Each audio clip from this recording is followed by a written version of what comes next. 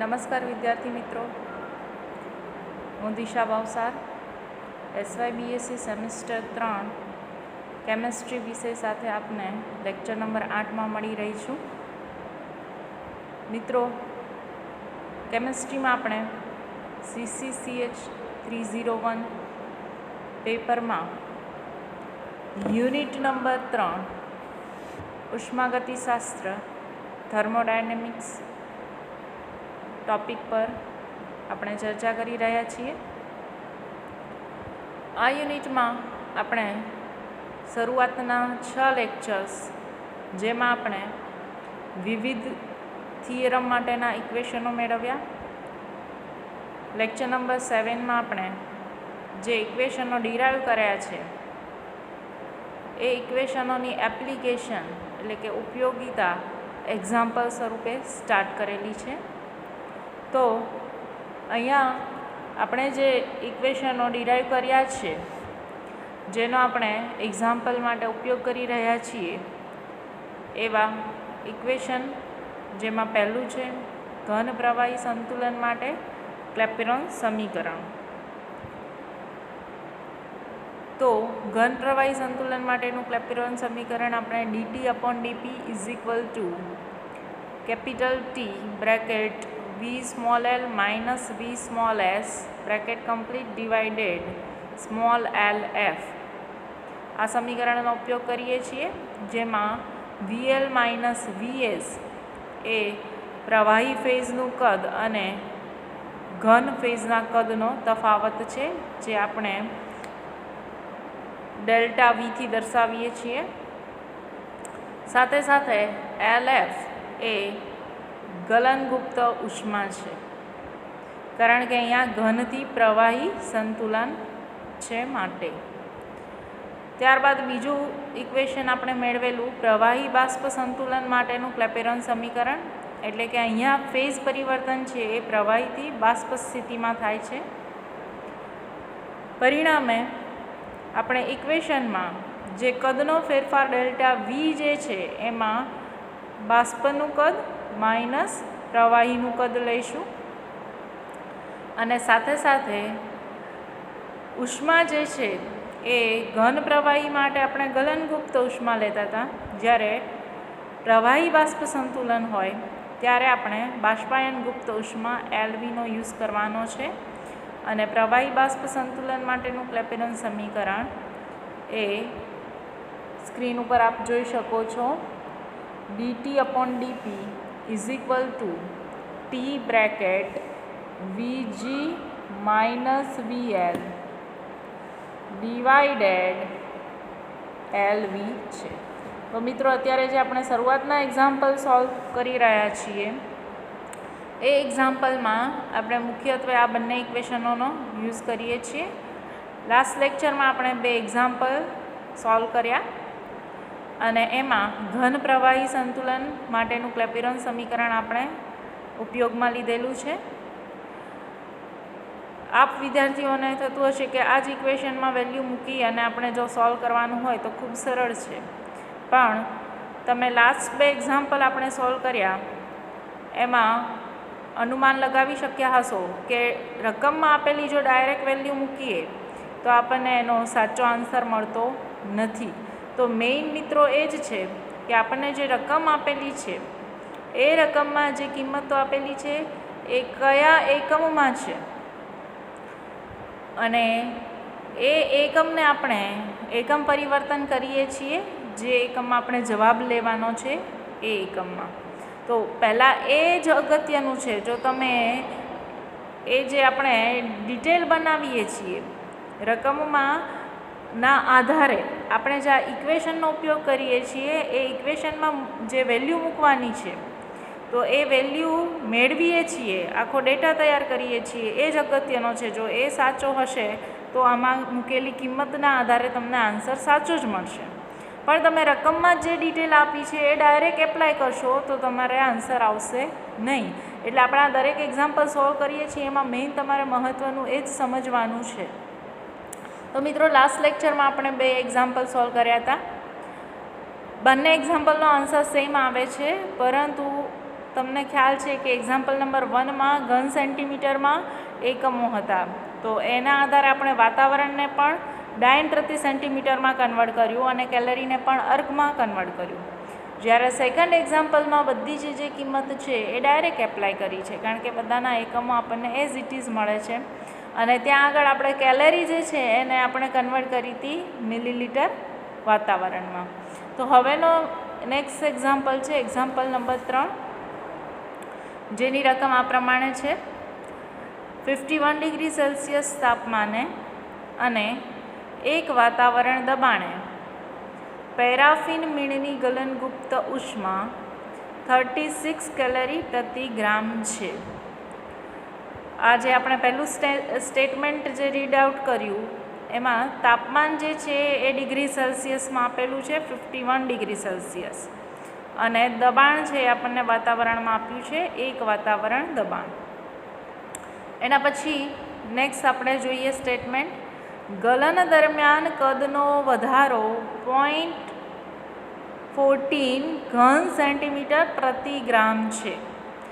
કદનો વધારો ડાયરેક્ટ આપી દીધેલો છે, બે કદની કિંમત જુદી જુદી આપેલી નથી, ડાયરેક્ટ ડેલ્ટા વીની કિંમત આપેલી છે.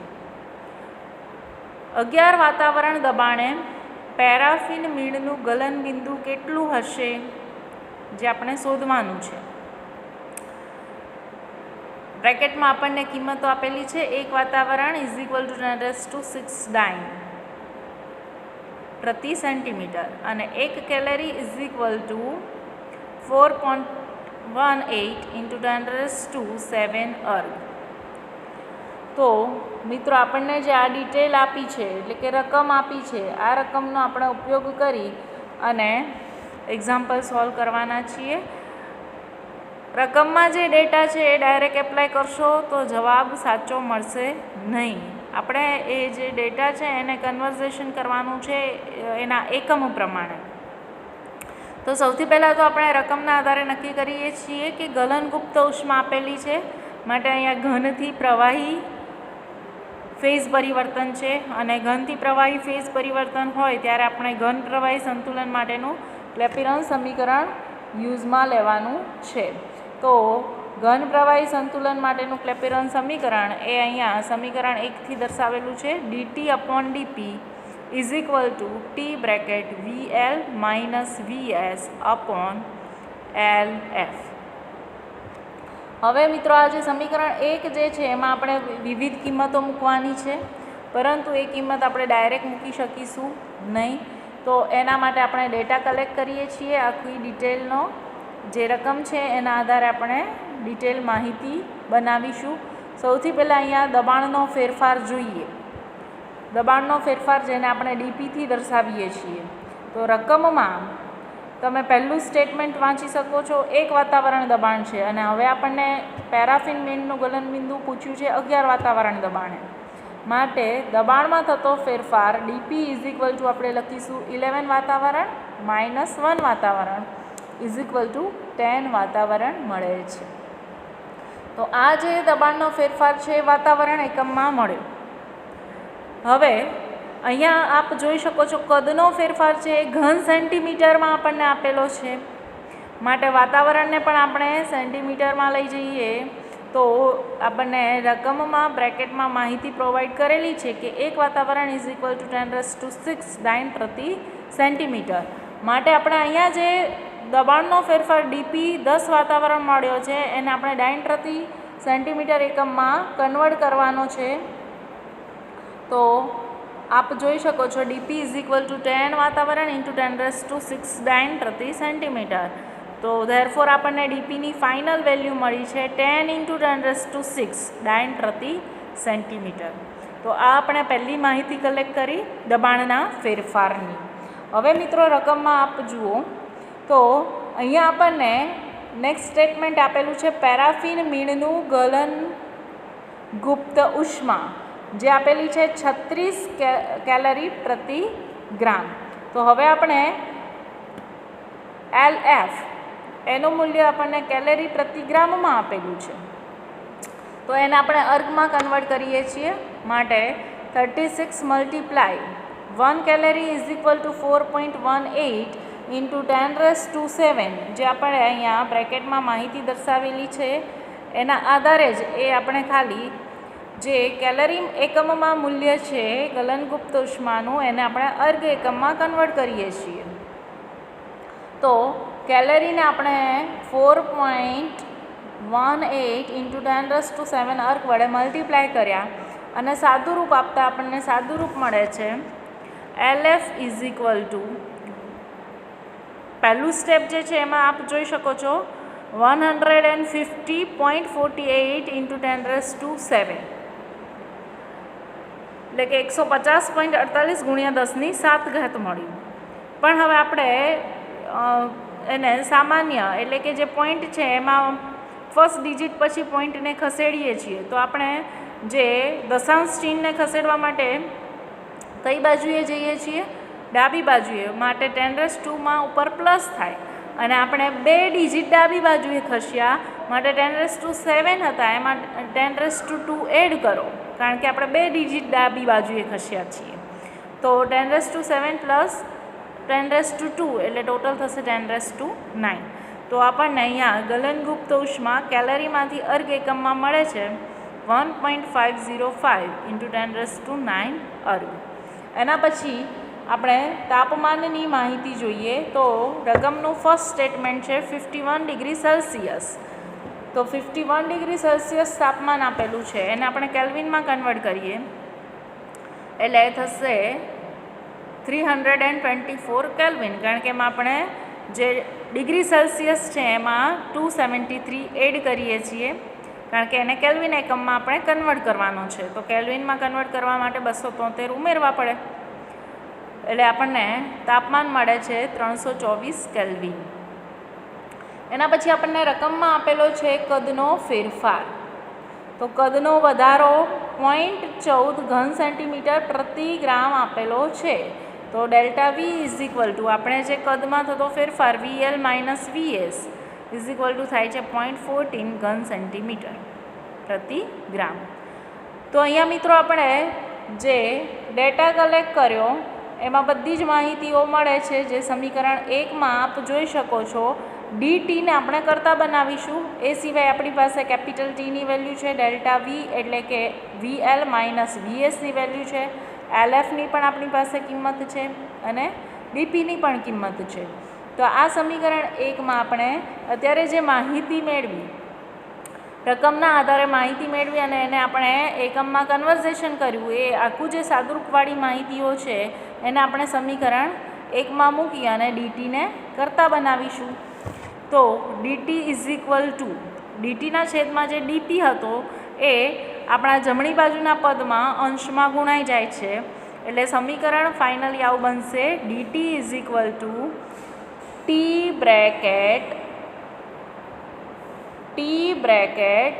VL minus VS multiply DP upon LF. અને આપણે જે આગળના સ્ક્રીન ઉપર જે પણ માહિતી કલેક્ટ કરેલી એ હવે અહીંયા આપણે મૂકીએ. તો તાપમાન કેલ્વિનમાં લેવાનું છે જે 324 મળે છે. કદમાં થતો વધારો ∆V 0.14 હતો. ડીપી આપણને મળ્યું હતું 10 ઇન્ટુ 10⁻⁶. ડિવાઇડેડ LFની કિંમત આપણે મેળવેલી છે 1.505 ઇન્ટુ 10⁹. અહીંયા તાપમાન કેલ્વિન એકમમાં છે, કદમાં થતો ફેરફાર એ ઘન સેન્ટીમીટરમાં છે માટે દબાણમાં થતો ફેરફાર જે વાતાવરણ એકમમાં હતો એ આપણે ડાયન પ્રતિ સેન્ટીમીટરમાં લઈ આવ્યા છીએ. અને એ જ રીતે ગલનગુપ્ત ઉષ્મા LFનું મૂલ્ય જે આપણને રકમમાં આપેલું છે કેલરી પ્રતિ ગ્રામમાં એને આપણે અત્યારે કન્વર્ટ કર્યું છે અર્ગમાં. તો આ જે અહીંયા બંને સ્ટેપ લખ્યા છે એનું સાદુરૂપ આપીએ તો સાદુરૂપ આપ જોઈ શકો છો જે મળે છે 301.39 ઇન્ટુ 10⁶ ઇન્ટુ 10⁻⁹. મિત્રો આપ જ્યારે આ એક્ઝામ્પલવાળા લેક્ચર્સ અટેન્ડ કરો છો ત્યારે ખાસ નોટબુક જો ટેક્સ્ટબુક અવેલેબલ હોય નીરવ પ્રકાશનની 301ની તો એ પણ સાથે રાખવી, પરંતુ ખાસ નોટબુક અને કેલ્ક્યુલેટર સાથે લઈને જ બેસવું તો જ આપ સાથે સાથે અહીંયા આપણે જે પણ માહિતી આપીએ છીએ એનું સાદુરૂપ આપતા જશો અને તમને પણ આ પ્રકારેનો જ આન્સર મળશે. તો અહીંયા આપણે હવે નેક્સ્ટ સ્ટેપમાં આગળ વધીએ. 301.39 ઇન્ટુ 10⁻²માં જે બંને આપેલા છે 10⁻6 ઇન્ટુ 10⁻−9, તો એનું આપણે 10⁻²માં જે પણ ડિજિટ છે એનું સાદુરૂપ આપીએ 6 - 9 થશે અને 6 - 9 એટલે કે બાદબાકી છે, તો 6માંથી 9 જાય, આમ તો જાય નહીં પણ આપણે અહીંયા 6 - 9 કરીએ એટલે નેગેટિવ આન્સર આવે છે 10⁻³ તો સાદુરૂપ આપતા આપણને મળે છે 301.39 ઇન્ટુ 10⁻³ હવે આપણે 10⁻³ જે છે એ નેગેટિવ છે, માટે આપણે જો ડાબી બાજુએ ખસીએ તો 3 નંબર ખસવા પડે, તો આપણે એનું સાદુરૂપ આપીએ માટે ડીટીની કિંમત આપણને મળે છે 0.30 ડિગ્રી સેલ્સિયસ.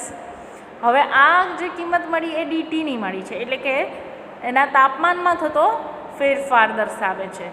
આપણને રકમમાં પૂછ્યું છે કે પેરાફિન મીણનું ગલન બિંદુ કેટલું હશે. જો ગલન બિંદુને આપણે ઇન્ડિકેટ કરેલી છે, તો ગલન બિંદુ શોધવાનું છે, માટે આપણે જે ડીટી એટલે કે તાપમાનમાં થતો ફેરફાર શોધ્યો એ આપણે શેમાં એડ કરીશું? પેરાફિન મીણના ગલન બિંદુમાં. તો પેરાફિન મીણનું ગલન બિંદુ 51 ડિગ્રી સેલ્સિયસ છે, એમાં આપણે જે તાપમાનમાં થતો ફેરફાર શોધ્યો 0.30, એ બેનું એડિશન કરીએ તો ફાઇનલી ગલન બિંદુ મળે છે 51.3 ડિગ્રી સેલ્સિયસ. તો મિત્રો આ રીતે ગલન બિંદુ જ્યારે શોધવાનું છે ત્યારે તાપમાન જે આપણને ઓલરેડી એનું ગલન બિંદુ આપેલું છે એ આપણને એક વાતાવરણ દબાણે આપ્યું હતું, તો દબાણમાં એક વાતાવરણથી આપણે 11 વાતાવરણ સુધીનો ફેરફાર કર્યો, માટે એના તાપમાનમાં પણ શું થાય છે? ફેરફાર થાય છે. તો એના તાપમાનમાં થતો ફેરફાર ડીટી શોધ્યો અને ત્યારબાદ ટી પ્લસ ડીટી એટલે કે ગલન બિંદુ પ્લસ એના તાપમાનમાં થતો ફેરફાર એ બંનેનો આપણે સરવાળો કર્યો છે, માટે આપણને ફાઇનલી આ જે ગલન બિંદુ મળ્યું એ કયા વાતાવરણ દબાણનું છે? 11 વાતાવરણ દબાણનું. આપ અહીંયા ક્વેશ્ચનમાં જોઈ શકો છો, આ રકમ જે છે એમાં આપણી પાસે માંગ્યું છે 11 વાતાવરણ દબાણે. તો 11 વાતાવરણ દબાણે આપણે પેરાફિન મીણનું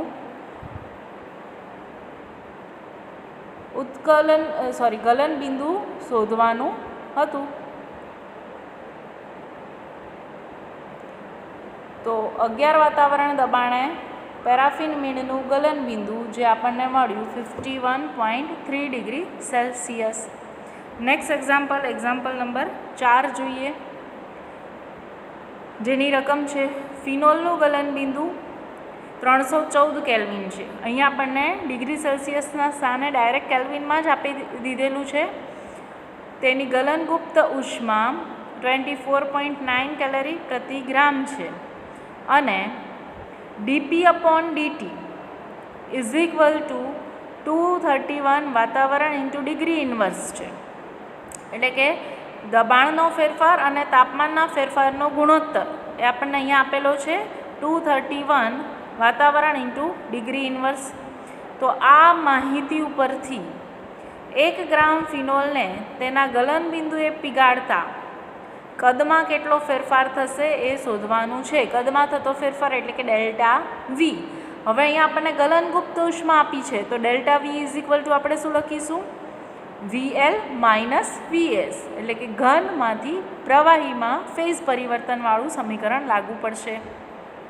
સાથે સાથે આપણને કેલેરીને મિલીલીટર વાતાવરણમાં કન્વર્ટ કરવા માટે પણ વેલ્યુ આપેલી છે. 1 કેલેરી ઇઝ ઇક્વલ ટુ 41.2 મિલી વાતાવરણ. તો અહીંયા મિત્રો આપણે કયું સમીકરણ લાગુ પાડવાનું છે એ પહેલાં રકમ ઉપરથી ડિસાઇડ કરીએ છીએ. તો સમીકરણ આપણે અહીંયા લાગુ પાડીએ છીએ ઘનથી પ્રવાહી સંતુલન માટેનું ક્લેપિરોન સમીકરણ, જે આ પ્રમાણે છે dT/dP is equal two T(VL minus VS LF). હવે અહીંયા આપણે જે રકમમાં માહિતી આપી છે એ માહિતીના આધારે આપણે ડેટા કલેક્ટ કરીએ છીએ. તો ડીપી અપોન ડીટી જેનું આપણને મૂલ્ય આપેલું છે 231 વાતાવરણ ઇન્ટુ ડિગ્રી ઇન્વર્સ. તો આપણે આ માહિતી છે એના આધારે આપણે જે ડેટા કલેક્ટ કરીએ છીએ એમાં લખીએ DP upon DT is equal two 231 વાતાવરણ ઇન્ટુ ડિગ્રી ઇન્વર્સ. પરંતુ આપણે જે સમીકરણ 1 લખ્યું છે એ અહીંયા જે માહિતી આપેલી છે એનાથી રિવર્સ છે, એટલે કે ઇન્વર્સ છે. આપણું સમીકરણ છે એ ડીટી અપોન ડીપીનું છે, માટે આપણે એને 1/231થી દર્શાવીએ છીએ કે સમીકરણ ઉલટાવીએ છીએ. એટલે અહીંયા થશે, જુઓ એકમ ચેન્જ થાય છે, ડીટી અપોન ડીપી જઈએ છીએ એટલે ડીટી તાપમાનમાં થતો ફેરફાર એ ડિગ્રી બની જાય છે અને એ અંશમાં છે, એટલે જે આપણને આપેલી માહિતીમાં ડિગ્રી ઇન્વર્સ છે એના સ્થાને ડિગ્રી થયું. અને વાતાવરણ જે અંશમાં હતું એ છેદમાં આવે છે ડીપી, એટલે વાતાવરણ ઇન્વર્સ થયું, માટે એકમ ઉલટાવાય છે. તો DT upon DP is equal two 1/231 into વાતાવરણ ઇન્વર્સ ઇન્ટુ ડિગ્રી બને છે. તાપમાન તો આપણને ઓલરેડી કેલ્વિનમાં આપેલું હતું 314 કેલ્વિન, અને ગલનગુપ્ત ઉષ્મા આપેલી છે 24.9 કેલરી. તો આ જે કેલરીમાં છે ગલનગુપ્ત ઉષ્મા એને આપણે મિલી વાતાવરણમાં કન્વર્ટ કરીએ, કારણ કે અહીંયા આપણે ડીપી અપોન ડીટી પણ વાતાવરણ એકમમાં રાખેલો છે. તો આપણે એલએફને એટલે કે ગલનગુપ્ત ઉષ્માને કેલરીમાંથી મિલી વાતાવરણમાં કન્વર્ટ કરવા માટે 41.2 વડે મલ્ટીપ્લાય કર્યા, માટે આપણને એનો જે એલએફની ફાઇનલ વેલ્યુ મળે છે એ છે 1025.88 મિલી એટમોસ્ફિયર, એટલે કે 1025.88 મિલી વાતાવરણ. હવે મિત્રો આપણને અહીંયા માંગ્યું છે કદમાં થતો ફેરફાર શોધો, માટે delta V is equal to VL minus VS એ આપણે શોધવાનું છે.